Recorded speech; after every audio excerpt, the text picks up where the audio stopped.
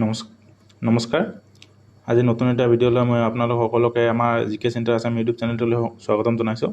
আজি আমি আগন্তুক পৰীক্ষাসমূহত আহি যোৱা কিছুমান ইম্পৰ্টেণ্ট কোৱেশ্চন আলোচনা কৰিম। আজি যিখিনি কোৱেশ্চন আমি ডিছকাছ কৰিবলৈ ওলাইছোঁ এইখিনি পাব্লিক ৱৰ্কছ ডিপাৰ্টমেণ্টৰ এক্সামত আহি গৈছে ইতিমধ্যে।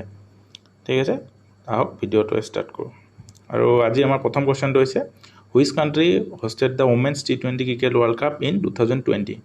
2020 হৈ যোৱা women's T20 cricket world cup ক'ত অনুষ্ঠিত হৈছিলে? কোৱেশ্চনটো উত্তৰখিনি দিয়া আছে।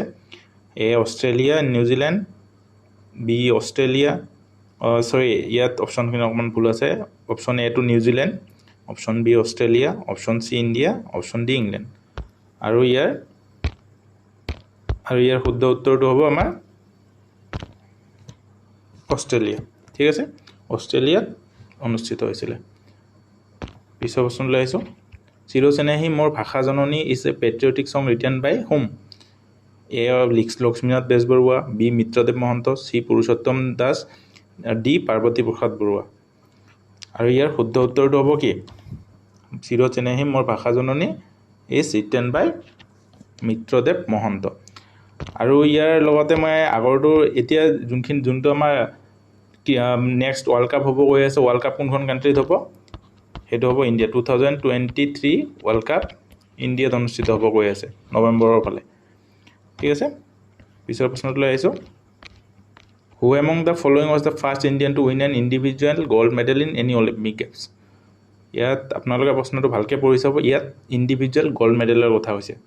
ইয়াত যদি অনলি ইণ্ডিভিজুৱেল মেডেলৰ কথা হ'লে হয় তেনেহ'লে আমাৰ কোন হ'লে? কেডি যাদৱ। ঠিক আছে, ইণ্ডিভিজুৱেল মেডেল বুলি আহিলে আমাৰ হ'লে কেডি যাদৱ। ব্ৰঞ্জ মেডেল পাইছিলে ৰেচলিঙত। আৰু ইণ্ডিভিজুৱেল গ'ল্ড মেডেল দিয়া আছে কাৰণে আমাৰ ইয়াৰ শুদ্ধ উত্তৰটো হ'ব কি? অভিনৱ বিন্দ্ৰা। 10 মিটাৰ শ্বুটিঙত গ'ল্ড মেডেল পাবলৈ সক্ষম হৈছিলে। আৰু ফাৰ্ষ্ট মহিলা ইণ্ডিভিজুৱেল যদি আমাৰ কথাটো আহে, ফাৰ্ষ্ট মহিলা ইণ্ডিভিজুৱেল অলিম্পিক মেডেল পোৱা সেইজনী হ'ল কাৰনাম মল্লেশ্বৰী।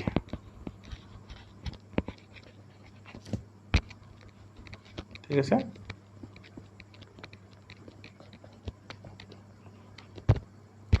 কাৰনাম মল্লেশ্বৰী। পিছৰ প্ৰশ্নটোলৈ আহিছোঁ। Harinder Singh Pal an Indian player belongs to which game? A boxing, B squash, C golf, D chess. আৰু ইয়াৰ শুদ্ধ উত্তৰটো হ'ব স্কোৱাছ। হৰিন্দৰ সিং পাল স্কোৱাছৰ লগত জড়িত। পিছৰ প্ৰশ্নটোলৈ আহিছোঁ। Sachin Tendulkar hit his 100 international cricket century against which among the following countries? Sachin Tendulkar কাৰ বিৰুদ্ধে 100 নম্বৰ চেঞ্চুৰী কৰিবলৈ সক্ষম হৈছিলে? আৰু ইয়াৰ উত্তৰখিনি দিয়া আছে আমাৰ কি? A Sri Lanka, B Pakistan, C Bangladesh, D South Africa. আৰু ইয়াৰ শুদ্ধ উত্তৰটো হ'ব বাংলাদেশৰ বিৰুদ্ধে। I think it was 2012। পিছৰ প্ৰশ্নলৈ আহিছোঁ। হু ৰট দ্য বুক দেওলাংখুই? দেওলাংখুই কিতাপখনৰ কোনে লিখিছিলে? অপশ্যনখিনি দিয়া আছে। Mamoni Raisom Goswami, B Rita Chowdhury, C Chandraprasad Saikia, D Prabhat Goswami. আৰু ইয়াৰ শুদ্ধ উত্তৰটো হ'ব কি? ৰীতা চৌধুৰী। দেওলাংখুই ৰীতা চৌধুৰী লিখা কিতাপ আছিলে। পিছৰ প্ৰশ্নলৈ আহিছোঁ। হু ৰট দ্য বুক, এইটো আকৌ ৰিপিট হৈছে, চৰি। পিছৰ প্ৰশ্নলৈ আহিছোঁ। The full form of SITA formerly known as state planning board of Assam is? কি হয় এতিয়া? চিটাৰ আমাৰ সম্পূৰ্ণ নামটো সুধিছে ইয়াত। চিটাৰ সম্পূৰ্ণ নামটো কি হ'ব? আৰু এই শুদ্ধ উত্তৰটো হ'ব কি আমাৰ? ষ্টেট ইন'ভেশ্যন এণ্ড ট্ৰেন্সফৰ্মেশ্যন আয়োগ। ঠিক আছে, যেনেকৈ নীতি আয়োগ আছে তেনেকৈ আমাৰ চিটা আছে ষ্টেটৰ কাৰণে। পিছৰ প্ৰশ্নলৈ আহিছোঁ। Which of the following is are the known as the banker of banks? Banker মানে বেংকৰ বেংক বুলি কাক কোৱা হয়? এটা আমি বহুত ইজি কুৱেশ্যন, চবেই জানে। RBI বেংকাৰ অফ বেংকছ বুলি আমি জানো। পিছৰ প্ৰশ্নলৈ আহিছোঁ। Which of the following years was Guwahati tea auction centre established? Guwahati tea auction centre কেতিয়া এষ্টাব্লিছ হৈছে? অপশ্যনখিনি দিয়া আছে 1970, 1965, 1962 আৰু 1960। আৰু ইয়াৰ শুদ্ধ উত্তৰটো হ'ব আমাৰ কি? 1970। 1970 Guwahati tea auction centre establish হৈছিলে। পিছৰ প্ৰশ্নলৈ আহিছোঁ। Dima Hasao was previously known as কি ডিমা হাছাও আগতে কি বুলি জনা গৈছিল আৰু ইয়াৰ শুদ্ধ উত্তৰটো আমাৰ হ'ব নৰ্থ কাছাৰ হিলছ ডিমা হাছাও আগতে নৰ্থ কাছাৰ হিলছ হিচাপে জনা গৈছিল পিছৰ প্ৰশ্নলৈ আহিছো the national stock exchange functions from হোৱেৰ national stock exchange ক'ৰ পৰা ফাংচন কৰে দিল্লী মুম্বাই নাগপুৰ নে কলকাতা আৰু ইয়াৰ শুদ্ধ উত্তৰটো হ'ব কি বি মুম্বাই পিছৰ প্ৰশ্নলৈ আহিছো in which place of Assam is the paddy research centre located ইয়াত অপশ্যনখিনিৰ ভিতৰত একচুৱেলি মই এইটো কনফিউজন আছে অলপমান ইয়াত অপশ্যনত এনচাৰটো দিয়া নাই মোৰ মতে আচলতে গেৰুৱা হ'ব লাগে আপোনালোকে যদি কোনোবাই জানে সেইটো কমেণ্টত জনাব পিছৰ প্ৰশ্নলৈ আহিছো the length of the national waterway two which connect Sadiya and Dhubri আৰু ইয়াৰ অপশ্যনখিনিৰ ভিতৰত দিয়া আছে 375 kilometre 891 kilometre 1095 kilometre and 1620 kilometre আৰু ইয়াৰ শুদ্ধ উত্তৰটো হ'ব কি 891 কিলোমিটাৰ পিছৰ প্ৰশ্নলৈ আহিছো in which of the following states is the Chilka lake situated Chilka lake ক'ত অৱস্থিত অপশ্যনখিনি দিয়া আছে আমাৰ কি Assam B Manipur C Kerala D Odisha আৰু ইয়াৰ শুদ্ধ উত্তৰটো হ'ব কি ওড়িশা চিল্কা লেক ওড়িশাত আছে পিছৰ প্ৰশ্নলৈ আহিছো Nagaland became the full fledged state in the year 19 অপশ্যনখিনি দিয়া আছে 1963 বি 1972 চি 1975 ডি 1987 আৰু ইয়াৰ শুদ্ধ উত্তৰটো হ'ব কি এ 1963 আৰু 1987ত কি হৈছিলে মিজোৰাম হৈছিলে ফুল ফ্লেজেড ষ্টেট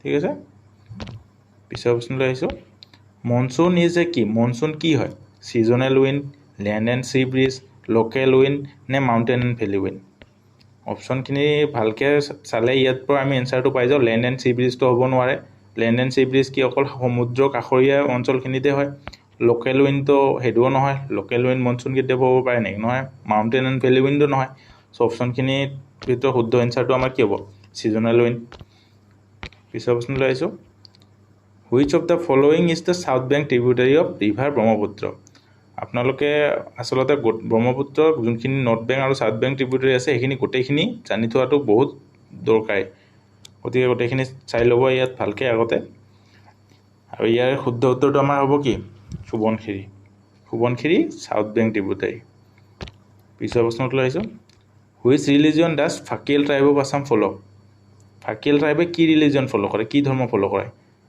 আৰু অপশ্যনখিনি দি আছে Hinduism B Buddhism C শিখিজিম D খ্ৰীষ্টানিটি আৰু ইয়াৰ শুদ্ধ উত্তৰটো হ'ব কি বুদ্ধিজিম বেছি নাই ফাকিয়েল ট্ৰাইবৰ 1200 চামথিং 1200 to 1500 মানুহে আছে এতিয়া অসমত বহুত কম জনসংখ্যা আছে পিছৰ প্ৰশ্নলৈ আহিছোঁ the highest peak of Karbi plateau is কি কাৰ্বি প্লেটুৰ সবতকৈ ওখ শৃংগটো কি আছিলে অপশ্যনখিনি দি আছে সিংহাসন ডিম্বুকচ হামৰেন নে উমৰাংচ আৰু ইয়াৰ শুদ্ধ উত্তৰটো হ'ব কি সিংহাসন কাৰ্বি প্লেটুৰ হাইয়েষ্ট পিক পিছৰ অপশ্যনলৈ আহিছোঁ which of the following festival is celebrated by the tea tribes of Assam এইটো বহুত ইজিয়ে হয় চবেই জানে এনচাৰটো তো কি হ'ব কৰম পূজা আলি আই লৃগাং কি হয় আলি আই লৃগাং মিচিং মেডাম মেফি আহোম বৈশাগু বড়ো ঠিক আছে পিছৰ প্ৰশ্নলৈ আহিছোঁ the historic Gohain Kamal Ali extends from Gohain Kamal Ali ক'ৰ পৰা ক'লৈকে আছে মানে অপশ্যনখিনি দি আছে Kaliabor to Rangpur B north east Darrang to north Guwahati C Cooch Behar to Narayanpur D Kumargaon to Namrup সেইটো গোহাঁই কমল আলি কোনে বনাইছিলে নৰনাৰায়ণৰ দিনত বনোৱা হৈছিলে আৰু ইয়াৰ শুদ্ধ উত্তৰটো হ'ব কি কোচবিহাৰ টু নাৰায়ণপুৰ গোহাঁই কমল আলি পিছৰ প্ৰশ্নলৈ আহিছোঁ which district of Assam is the Pobitora wild life century located Pobitora wild life century ক'ত অৱস্থিত আৰু পবিতৰা ৱাইল্ড লাইফ চেঞ্চুৰী কিহৰ কাৰণে বিখ্যাত গড়ৰ কাৰণে বিখ্যাত হয় গড় আৰু পৰিভ্ৰমী চৰাইৰ কাৰণে বিখ্যাত হয় আৰু ক'ত আছে এইখন মৰিগাঁৱত আছে ঠিক আছে highest density of highest density of rhino পবিতৰাতে পোৱা যায়